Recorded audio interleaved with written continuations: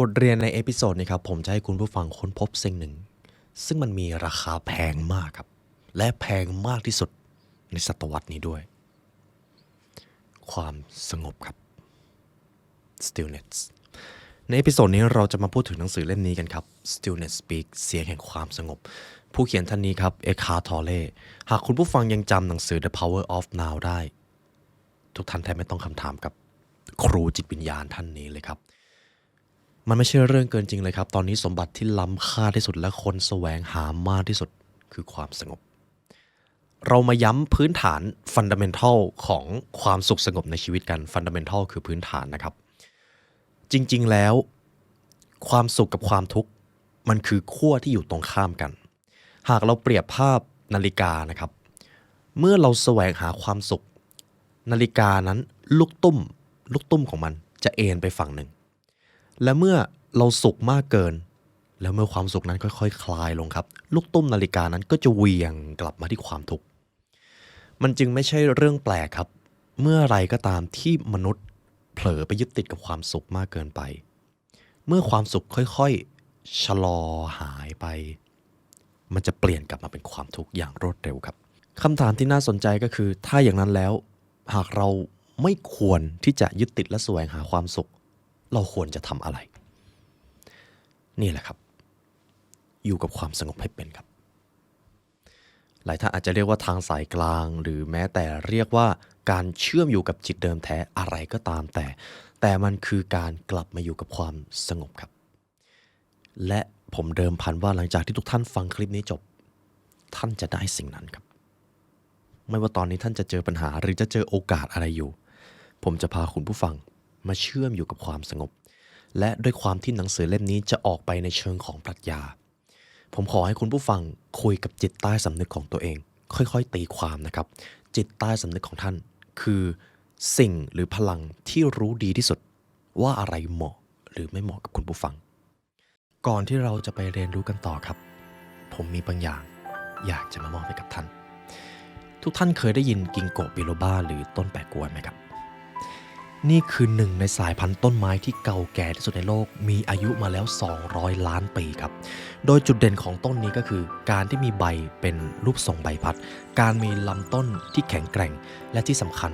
บางต้นมีอายุมากกว่า1,000 ปีและบางส่วนของกิงโกบิโลบาครับถูกนำมาใช้ทางด้านการแพทย์อย่างแพร่หลายทั้งในประเทศจีนและประเทศญี่ปุ่นและทุกท่านครับสารสกัดจากใบแปะก๊วยก็เป็นหนึ่งในทางเลือกที่ผมใช้บำรุงรักษาสมองตัวเองครับเพราะงานที่ผมทำใช้สมองเยอะมากจริงๆทุกท่านสามารถเห็นได้จากงานวิจัยครับพบว่าสารจากใบแปะก๊วยมีสารแอนตี้ออกซิแดนต์ซึ่งประกอบไปด้วยฟลาโวนอยด์และเทอร์ปีนอยด์และแน่นอนครับผมเลือกและจบกับเจแปนกิงโกบิโลบาสารสกัดจากใบแปะก๊วยจากแบรนด์คาริเต้ครับซึ่งเขาคิดค้นสูตรและพัฒนาผลิตภัณฑ์จากประเทศญี่ปุ่นท่านสามารถเริ่มต้นดูแลสมองตัวเองได้ง่ายๆเพียงแค่1 แคปซูลครับหากต้องการรายละเอียดเพิ่มเติมครับทุกท่านสามารถดูได้ที่ www.clarity.asia/librarypodcast ครับหรือทุกท่านจะกดลิงก์ข้างล่างก็ได้ครับเดี๋ยวพวกเราจะวางไว้ให้เพราะสุดท้ายครับหากคุณภาพสมองของท่านดีชีวิตท่านจะไม่ดีขึ้นได้อย่างไรจริงไหมครับ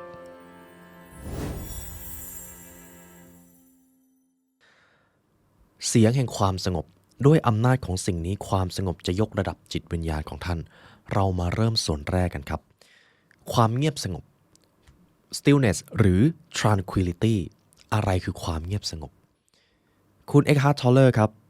เขาบอกแบบนี้ครับคุณผู้ฟังไม่ต้องไปแสวงหาความสงบครับคุณผู้ฟังไม่ต้องอธิษฐานไม่ต้องขอเพราะเราคือความสงบอยู่แล้วครับถ้าไม่เชื่อเดี๋ยวผมให้คุณผู้ฟังทำตามผมนะครับผมขอให้คุณผู้ฟังครับถ้าเป็นไปได้ช่วยหลับตาให้ผมนะครับแล้วทีนี้ภาพที่มันมืดๆนั่นลองปรับโฟกัสไปที่การรับรู้โสตประสาทการได้ยินของท่านเสียงที่มันดังจอแจเสียงของใครบางคนที่กำลังพูดอยู่ข้างหูท่านนอกจากเสียงเหล่านั้นมันยังมีเสียงอะไรซ่อนอยู่หรือเปล่ามันอาจจะเป็นเสียงที่ท่านอธิบายไม่ได้แต่ท่านรู้สึกได้เสียงนั้นมันสงบไหมครับลืมตาได้ครับ ผมเชื่อว่าคุณผู้ฟังที่ลองทำเมื่อกี้จะได้สัมผัสเสียงที่มันมีมูลค่ามากและมันคือตัวท่านอยู่แล้วและท่านสงบได้เลยเมื่อกี้ครับเราใช้เวลากันไม่ถึง20นาทีเราสามารถทำให้คนกลับเข้ามาอยู่ในโซนแห่งความสงบของตัวเองแล้วพื้นที่นั้นครับคือสภาวะหรือสภาพแวดล้อมที่เอื้ออำนวยความคิดสร้างสรรค์เอื้ออำนวยการตื่นรู้ของตัวเองได้มากที่สุดมหัศจรรย์ไหมครับความสงบจึงมีเสียงนั่นเองเมื่อไหร่ที่มีความสงบเงียบรอบๆตัวท่านจงฟังมันความสงบนั้นที่แท้จริงมันมีเสียงสายลมเสียงก้อนหินตกกระทบเสียงต้นไม้พลิ้วไหวหรือแม้แต่เสียงที่มันจอแจอยู่รอบนอกบางทีครับเสียงแห่งความสงบนั้นมันอาจจะอยู่ข้างในเราด้วยซ้ำมันจึงไม่สามารถถูกลดทอนได้จากสภาวะการภายนอกเลยนั่นเองมันคือเสียงแห่งพลังชีวิตจะว่าอย่างนั้นก็ได้ครับและถ้าหากคุณผู้ฟังทำสมาธิบ่อยๆหลายท่านน่าจะเข้าใจตั้งแต่หัวข้อแรกเลยจงฟังเสียงพลังชีวิตอันลึกลับที่กำหนดให้ท่านหายใจเสียงแห่งนี้ดำรงไว้ซึ่งชีพจรลองมองดูต้นไม้พืชพันธุ์แล้วดูว่าพวกมันสงบนิ่งขนาดไหนเสียงเหล่านี้ครับอยู่กับเราตลอดเวลาเมื่อกี้ได้ยินเสียงอะไรไหมครับมันเป็นเสียงที่ผมชอบมากเลยเสียงแห่งความสงบนั่นเองต่อไปเราจะมาพูดถึงเรื่องของจิตกับความคิดกันครับเราได้รู้เรื่องของพื้นฐานความสงบไปแล้วเสียงแห่งความสงบเป็นอย่างไรเมื่อเราได้ไปเชื่อมอยู่กับเสียงนั้นเราจะรู้สึกอย่างไรและทีนี้ถ้าเราเอามาเชื่อมโยงกับความคิดหรือจิตของเราครับที่มันไม่เคยหยุดนิ่งเลยครูท่านนี้ครับเอคาร์ทอเล่จะกล่าวแบบนี้เฟสที่2ครับ beyond mind จงระวังตัวคิดไว้ให้ดีครับความจริงอันน่าเจ็บปวดก็คือคุณผู้ฟังคิดว่าการคิดเป็นสิ่งจำเป็นในการดำรงชีวิตถูกต้องไหมครับแน่นอนครับมันจำเป็นครับแต่ถ้าหากลองมาพิเคราะห์เป็นตัวเลขเป็นสถิติ 80-90% ของความคิดที่ผุดขึ้นมาโดยอัตโนมัติในแต่ละวันคือความคิดลบไม่เสียดายอดีตก็วิตกกังวลกับอนาคตมันจะเอนไปทางสองทางนี้และถ้าเราไม่รู้ตัวเลยตัวคิดหรือความคิดเราจะเป็นทาสของเขาครับเท่านั้นเลยครับเราจะเป็นทาสของมันไปโดยปริยายเลยซึ่งอันนี้เป็นเรื่องที่เป็นบ่อกำเนิดของความทุกข์ครับคุณเอ็กฮาร์ทอเล่ครับเขากล่าวไว้แบบนี้ครับจิตแห่งความคิดเป็นเครื่องมือที่ทรงพลังมันสร้างนวัตกรรมมันทำให้เราสร้างสรรค์สิ่งต่างๆที่อำนวยความสะดวกมามากมายแต่ในขณะเดียวกันมันดันเอา worry detector ติดตัวมาด้วยครับหรือตัวตรวจจับความกังวลตัวตรวจจับเรื่องต่างๆที่มันไม่เกิดขึ้นแต่เรากลัวผมชอบเรื่องราวหนึ่งครับที่คุณเอ็กฮาร์ทอเล่เขาได้เล่าเอาไว้แล้วผมขออนุญาตนำมาเล่าให้ทุกท่านฟังสมมติคุณผู้ฟังไปอยู่ที่หนองน้ำแห่งหนึ่งในหนองน้ำแห่งนั้นครับมีฝูงเป็ดอยู่ฝูงหนึ่งแล้วคุณหันไปดูครับมันมีเป็ด2ตัวกำลังลอยอยู่บนน้ำแล้วด้วยธรรมชาติของมันครับมันจะปกป้องอาณาเขตของมันเองเมื่อมีเป็ดตัวหนึ่งไปล้ำเส้นครับเป็ดตัวที่2ก็กระพือปีกเหมือนจะตีกันครับซึ่งมันก็เป็นเรื่องปกติแต่สิ่งที่น่ามหัศจรรย์อยู่ตรงนี้ครับเมื่อเป็ดทั้ง2ตัวนั้นครับทะเลาะกันเสร็จมันก็หยุดแล้วมันก็ว่ายไปทางอื่นมันนิ่งเหมือนกับว่าก่อนหน้านี้ไม่มีอะไรเกิดขึ้นเลยครับคุณผู้ฟังคิดว่าธรรมชาติกำลังจะสอนอะไรเราแต่ถ้าเป็นมนุษย์ล่ะครับสมมุติมนุษย์2คนกำลังหวงอาณาเขตของตัวเองแล้วมีคนหนึ่งไปล้ำเส้นเขาก็จะเกิดการทะเลาะกันแต่ปัญหาก็คือเมื่อทั้ง2คนทะเลาะกันจบแล้วคุณผู้ฟังคิดว่าหลังจากนั้นเขาจะยังขุ่นเคืองกันอยู่ไหมครับแน่นอนครับเราจะยังขุ่นเคืองกันอยู่แต่ถ้าเทียบกับสิ่งมีชีวิตอื่นๆเมื่อมันตีกันจบมันทะเลาะกันจบก็คือจบเพราะอะไรครับเพราะมนุษย์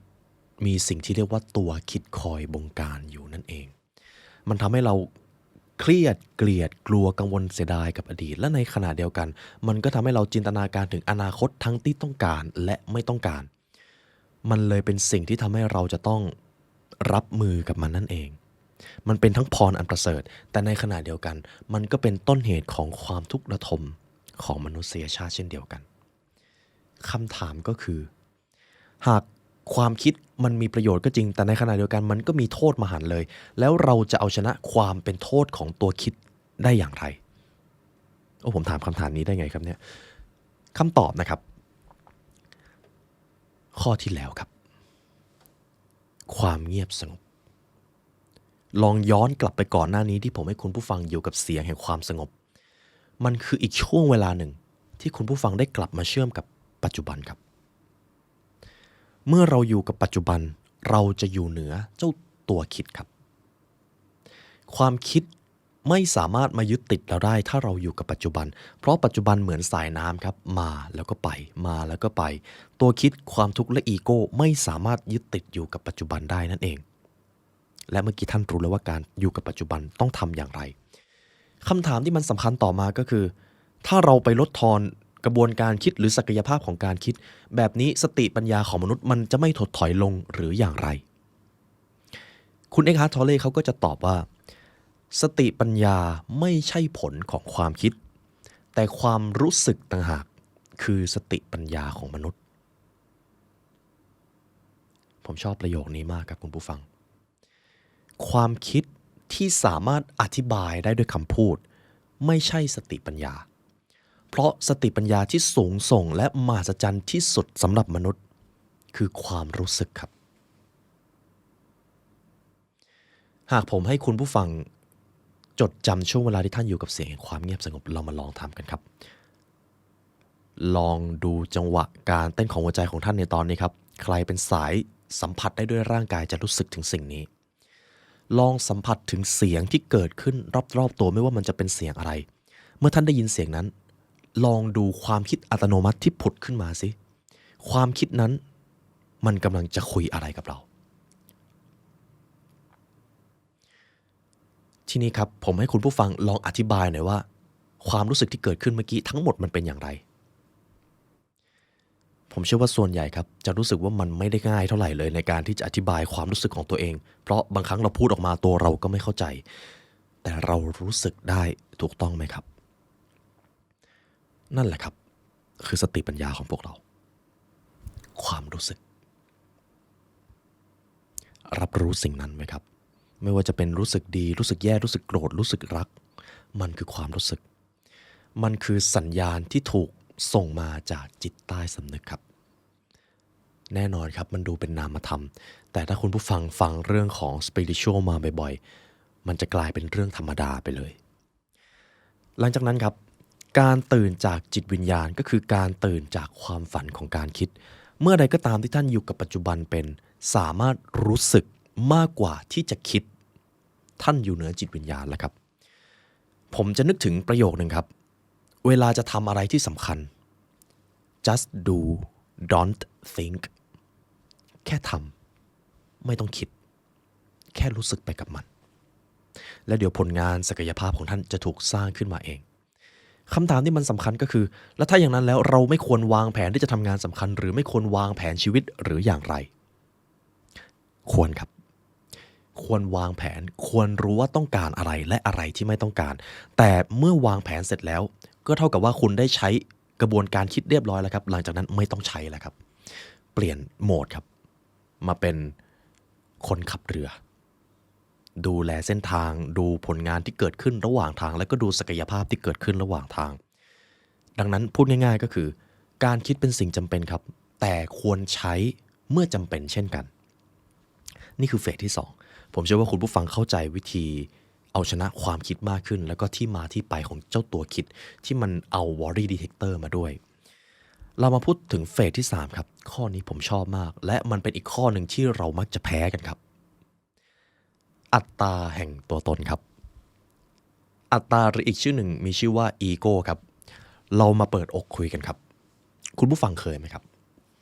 พอเรียนรู้อะไรมาเยอะๆยกตัวอย่างเช่นความรู้วิทยาศาสตร์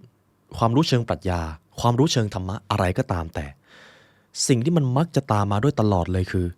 อีโก้หรืออัตตาของเราเมื่อเรารู้เยอะขึ้นแล้วมีใครสักคนมาต่อต้านความรู้หรือมาทำท่าทีไม่เชื่อในสิ่งที่เรารู้เจ้าอัตตามักจะทำให้เรารู้สึกไม่พอใจเล็กๆหรือหนักๆตลอดเลย และสุดท้ายคนที่เจ็บปวดก็ไม่ใช่ใครเลยตัวเราเองเราจะเอาชนะอัตตาได้อย่างไรผมว่าตรงนี้เป็นเรื่องที่น่าสนใจมากครับเพราะมันเป็นอีกตัวหนึ่งที่เป็นสภาวะฟอสหรือสภาวะมืดของมนุษย์เมื่อใดก็ตามที่เราถูกขับเคลื่อนด้วยอัตตาหรือความพรายความภาคภูมิใจการกระทำที่เกิดขึ้นต่อจากนั้นมันจะกลายเป็นปัญหาในตัวมันเองครับใน The Seven Deadly Sin ครับบาปมหันต์ตัวแรกที่อันตรายที่สุดก็คือพรายครับหรือความหยิ่งความภาคภูมิใจในตัวเอง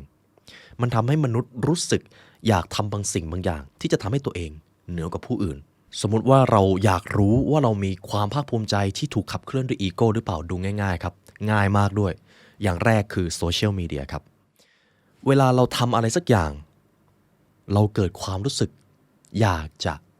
โชว์ไลฟ์สไตล์ของเราให้คนอื่นเห็นหรือไม่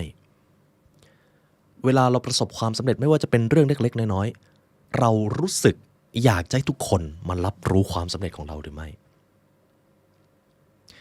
เกือบ 99% ครับ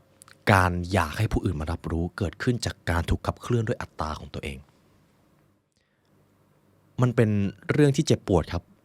แต่มันคือความจริงกับกรณีที่2เวลามีใครสักคนทำอะไรให้เราไม่พอใจหรือหงุดหงิดเรากล้าหรือเปล่าที่จะเป็นฝ่ายขอโทษเขาก่อนโดยที่เราไม่ได้สนใจเลยว่าใครจะถูกหรือใครจะผิดคุณผู้ฟังว่ายากไหมครับเรื่องนี้ยากมากแต่ต้องทำครับมิฉะนั้นเราก็จะถูกอัตตาเข้ามาครอบงำลองท้าทายตัวเองดูครับเวลาเกิดปัญหาอะไรขึ้นท่านไม่ต้องสนเลยใครถูกใครผิดท่านเป็นฝ่ายเอ่ยปากขอโทษก่อนถ้าท่านทำได้นะครับท่านชนะแล้วครับฝึกครับและผมเชื่อมั่นในตัวคุณผู้ฟังทุกท่านนะครับดังนั้นระวังสภาวะตัวฉันหรือของฉันให้ดี I หรือ my นะครับถ้าเป็นภาษาอังกฤษอาจารย์เอคาร์ท ทอลเลครับจะกล่าวไว้แบบนี้ครับเมื่อใดก็ตามที่เราพูดหรือทำอะไรโดยอิงมาที่ตัวฉันหรือของฉันอีโก้ชอบมากครับอัตตาจะชอบอะไรแบบนี้มากมันชอบที่จะได้รับความสนใจมันชอบที่จะได้ชื่อเสียงได้รับการยอมรับแต่ปัญหาที่มันจะตามมาก็คือมันจะเอาความสุขของเราไปด้วยนั่นเองครับและมันมักจะไปทำให้เราตัดสินใจบางสิ่งบางอย่างที่ส่งผลกระทบที่ไม่ดีกับผู้อื่นในภายหลัง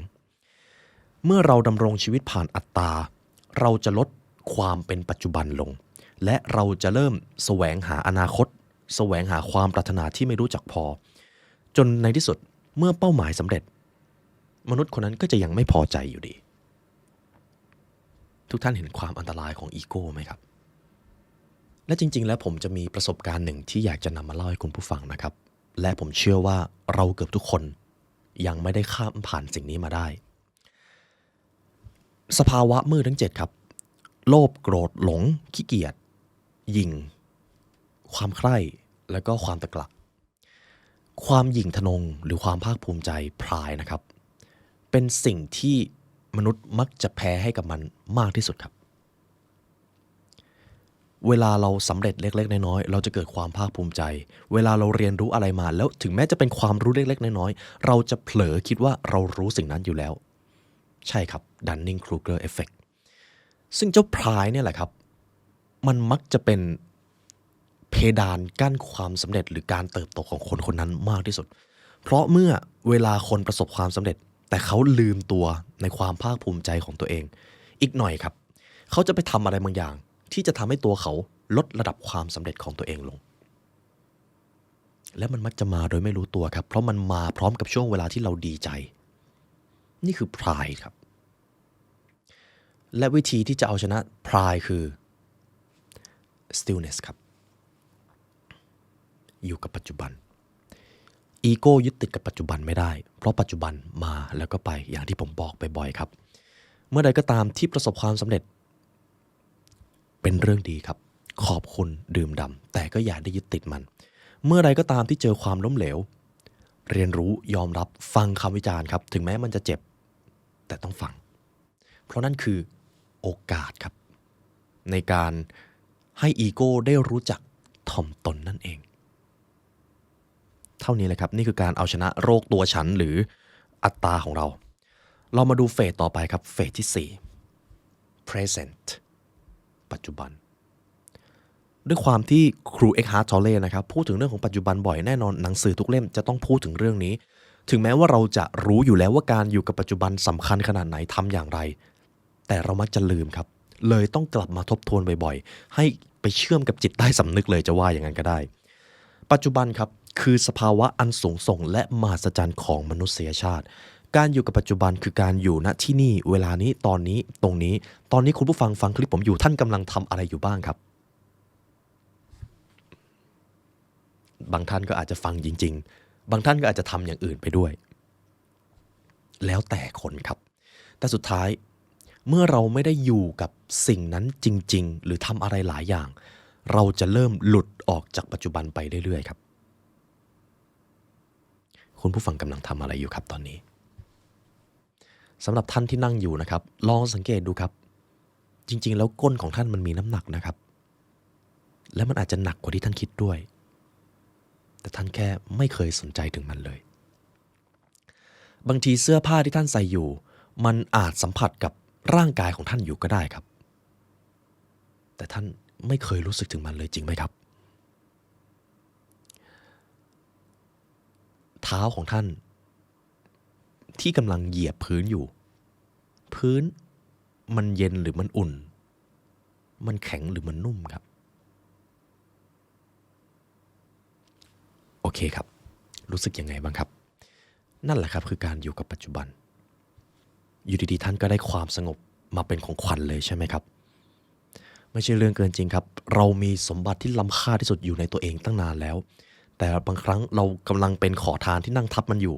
แล้วก็ไม่รู้ว่าข้างในนั้นมีสมบัติเหมือนนิทานใน The Power of Now หากเราผูกมิตรกับปัจจุบันเป็นทุกที่จะกลายเป็นบ้านของเราครับความจริงก็คือมันจะมีบางช่วงเวลาครับที่การอยู่กับปัจจุบันเป็นเรื่องที่ยากและท้าทายมากๆช่วงเวลาที่เครียดช่วงเวลาที่กลัวหรือโกรธใครสักคนการอยู่กับปัจจุบันจะเป็นเรื่องที่ท้าทายแต่ท่านต้องทำครับเมื่อท่านอยู่กับปัจจุบันได้นานพอความรู้สึกที่ไม่ดีเหล่านั้นมันจะหายไปเร็วมากไม่รู้ว่าจะหายไปเมื่อไหร่แต่มันจะหายไปแน่ๆถ้าท่านอยู่กับปัจจุบันผมจะเปรียบภาพแบบนี้นะครับการอยู่กับปัจจุบันครับคือการที่เราไปเชื่อมกับ consciousness หรือจิตสำนึกของตัวเองแล้วเจ้า consciousness ครับมันจะเปรียบเสมือนแสงครับส่วนสภาวะมืดความทุกข์ความกลัวความเกลียดคือความมืดหากเราจะสู้กับความมืดคุณผู้ฟังจะเลือกทางไหนระหว่าง 1. ไปกลางความมืดแล้วก็ยืนด่าความมืดไปต่อยตีอะไรก็ไม่รู้นะครับคุณผู้ฟังคิดว่าความมืดมันจะหายไปไหมครับไม่ครับวิธีกำจัดความมืดก็คือเอาแสงส่องเข้ามาแล้วความมืดจะหายไปนั่นแหละครับคือการเอาชนะสภาวะมืดในตัวเองคือการกลับไปเชื่อมกับ consciousness หรือจิตสำนึกจิตเดิมแท้จิตวิญญาณประมาณนั้นนะครับแล้วการกลับไปเชื่อมกับสิ่งเหล่านั้นคือการส่องแสงไปที่สภาวะมืดและเมื่อแสงส่องไปที่มืดแสง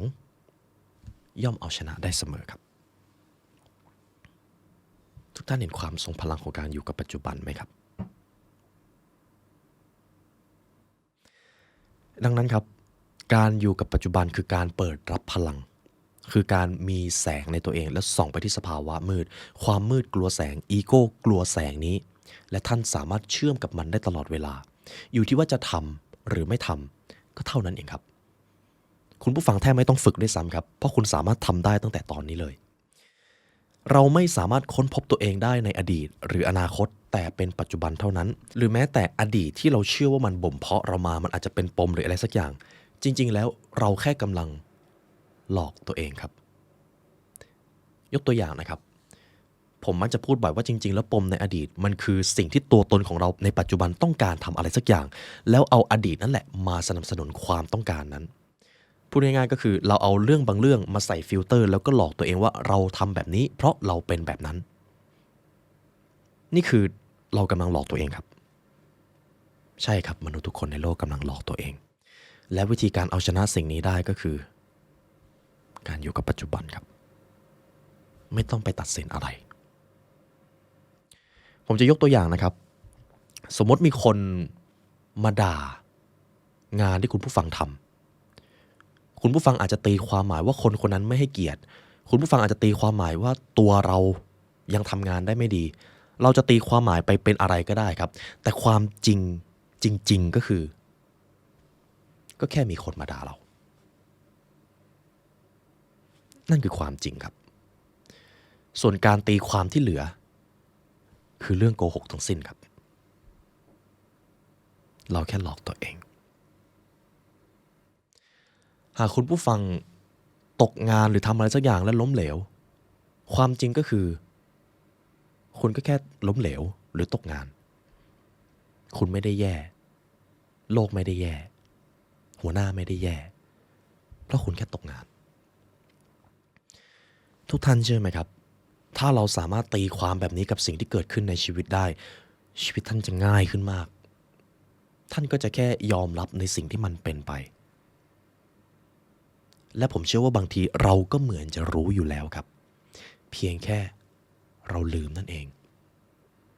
และถ้าเราอยู่กับปัจจุบันได้เราก็จะกลับมารู้ในสิ่งนี้อีกครั้งหนึ่ง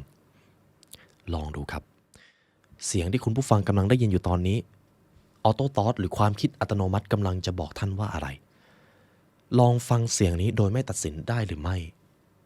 บางทีจิตใต้สำนึกของท่านอาจกำลังมีการทำงานบางอย่างกำลังประมวลผลบางความรู้โดยที่ท่านแทบไม่ต้องตัดสินอะไรเลยเราคือมนุษย์ครับสิ่งที่มหัศจรรย์ที่สุดเป็นโสตประสาทที่มหัศจรรย์ที่สุดคือความรู้สึกของพวกเราเองไม่ต้องคิดครับแค่รู้สึกต่อไปครับเฟสที่5ธรรมชาติเรามาพูดถึงธรรมชาติกันบ้างครับพลังอำนาจที่ยิ่งใหญ่สมมุติถ้าคุณผู้ฟังเป็นไปได้สำหรับตอนนี้นะครับผมอยากให้คุณผู้ฟังลองดูท้องฟ้าต้นไม้นกหรือเมฆหรือการหมุนของโลกที่เราตั้งชื่อว่าแรงคอริออริสขอให้มองดูไว้ครับสิ่งมหัศจรรย์เหล่านั้นคืออะไรรู้ไหมครับผมจะให้คุณผู้ฟังคิดภาพตามสมมติท่านกำลังมองนกอยู่นกมันพยายามที่จะบินหรือมันก็แค่บินครับหากท่านมองดอกไม้อยู่ดอกไม้มันพยายามที่จะบานออกมาหรือว่ามันก็แค่บานสมมติท่านกำลังดูหมู่เมฆอยู่เมฆมันพยายามที่จะเคลื่อนที่เร็วๆหรือว่ามันก็แค่ลอยหรือถ้าคุณผู้ฟังกำลังเห็นเมฆกำลังเคลื่อนที่จริงๆแล้วมันเป็นเพราะโลกหมุนใช่ไหมครับจริงๆแล้วโลกพยายามที่จะหมุนหรือว่าโลกก็แค่หมุนครับนั่นแหละครับคือพลังอำนาจของธรรมชาติไม่มีการพยายามอะไรทั้งสิ้นน้ำไม่ได้พยายามที่จะไหลมันแค่ไหลไปตามแรงของมันไปตามจังหวะแรงโน้มถ่วงของมันทุกอย่างเป็นไปตามพลวัตชีวิตของมนุษย์ก็เช่นกันครับพลังชีวิตคือพลังที่ยิ่งใหญ่มากเราต้องการอะไรครับเราต้องการความสงบเราต้องการความสุขเราต้องการความสำเร็จความสุขกับความสงบหรือความสำเร็จเป็นของท่านมาตั้งแต่แรกแหละครับหากเราเปรียบเสมือนดอกไม้นะครับวันหนึ่งเราก็จะบานและเราก็แค่บานเราไม่ได้พยายามที่จะบานตรงกันข้ามครับบางทีการเคี่ยนตัวเองการรีดเค้นตัวเองมากเกินไปอาจจะทำให้พลังชีวิตถดถอยลงก็ได้ครับมันจะออกเป็นเชิงปรัชญานะครับเพราะสิ่งที่ผมต้องการมากที่สุดคือให้คุณผู้ฟังได้กลับไปเชื่อมกับจิตใต้สำนึกของตัวเองสุดท้ายแล้วครับ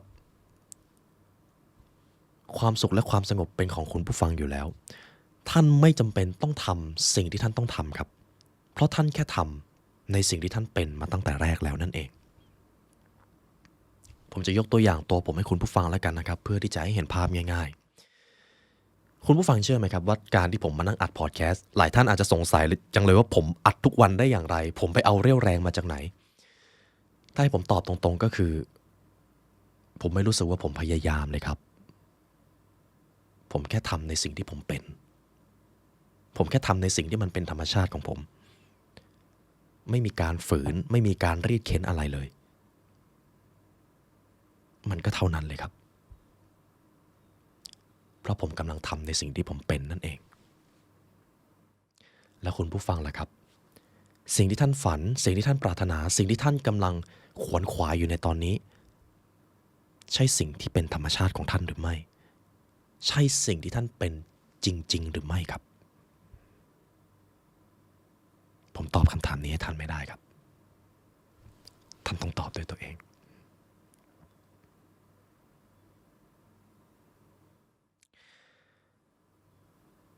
ผมว่าบทนี้มันลึกซึ้งมากเลยครับพอเราได้กลับมาเชื่อมกับธรรมชาติดูต้นไม้สิครับดูความยิ่งใหญ่ของมันมันไม่ได้ขยับมันไม่ได้พยายามอะไรเลยแต่ความมั่นคงของมันฝังรากลึกลงไปยันดินชั้นล่างโลกที่ยิ่งใหญ่มันก็หมุน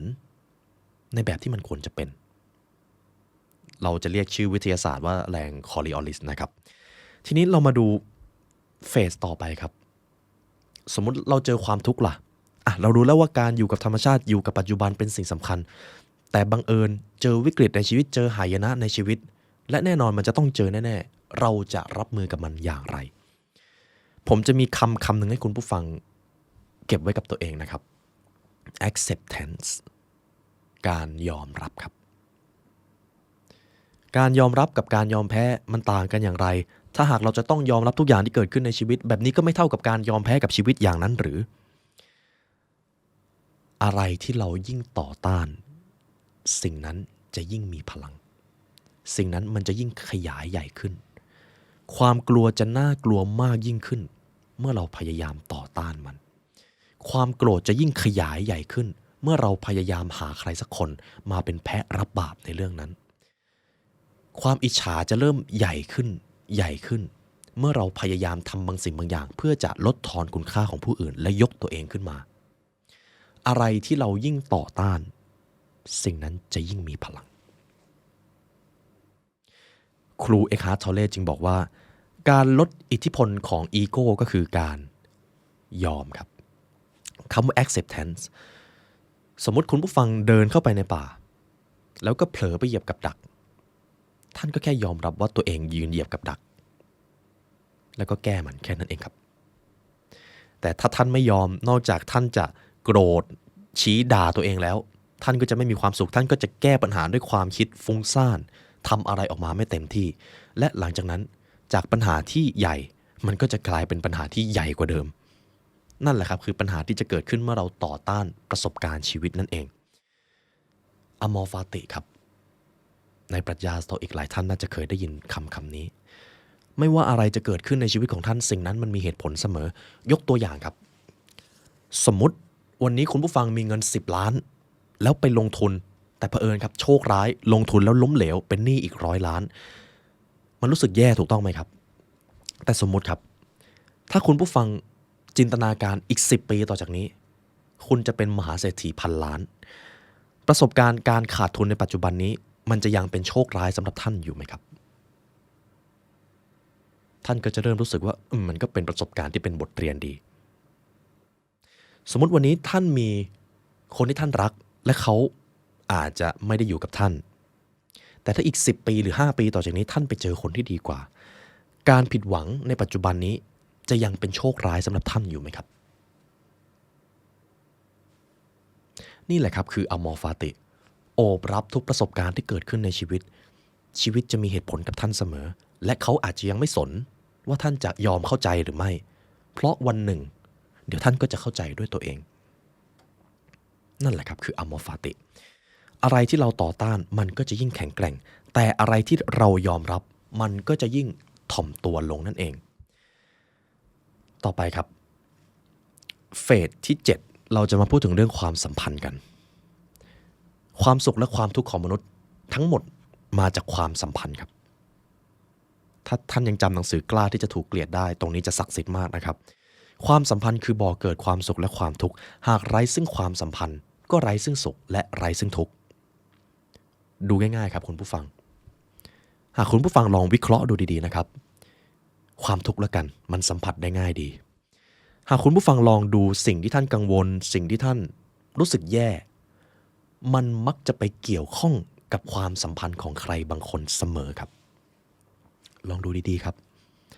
ทำไมเราถึงกลัวปัญหาด้านการเงินเพราะเรากลัวว่าจะถูกมองไม่ดีอย่างนั้นอย่างนี้เรากลัวว่าจะไม่สามารถเอามาดูแลคนนั้นคนนี้ได้เรากลัวว่าจะถูกตัดสินว่าล้มเหลวและใครมาตัดสินครับ คน นั่นแหละครับทุกอย่างที่เรากลัวทุกอย่างที่เราเป็นทุกข์มาจากความสัมพันธ์ทั้งสิ้นครับแล้วความทุกข์ในเรื่องของสุขภาพล่ะมันไม่เห็นจะเกี่ยวกับความสัมพันธ์ของใครบางคนเลยสมมุติว่าในโลกนี้ไม่มีใครสักคนเลยนะครับแล้วอยู่ดีๆเราเกิดเจ็บป่วยเราก็คงไม่ทุกข์ครับเราก็แค่เจ็บแล้วเราก็คงจะไม่กลัวตายด้วยเพราะเราไม่ได้มีอะไรที่จะต้องห่วงเพราะมันไม่มีคนมาตั้งแต่แรกแล้วมันจะเป็นชีวิตที่นิ่งครับเหมือนก้อนหินเลยนี่แหละครับความสุขและความทุกข์ของมนุษย์ทั้งหมดมาจากความสัมพันธ์และวิธีการที่จะทำให้เราสามารถเข้าถึงความสุขจากความสัมพันธ์จะมีอยู่3ข้อข้อที่1คำกล่าวขององค์เยซูสนะครับจงอย่าตัดสินผู้อื่นแล้วท่านจะไม่ถูกตัดสินเมื่อไรก็ตามที่เราเอาเลนส์แว่นของเราไปตัดสินว่าคนนั้นแย่คนนี้ดีคนนั้นขยันคนนี้ขี้เกียจนั่นแหละครับคือการที่เรากำลังตัดสินผู้อื่นแล้วการตัดสินผู้อื่นครับจะไม่มีทางทำให้เรากลับไปเชื่อมโยงหรือคอนเน็กกับคนอื่นอย่างแท้จริงได้เลยแล้วมันมักจะเป็นปัญหาซะด้วยครับการไม่ตัดสินผู้อื่นยากกว่าที่คิดครับ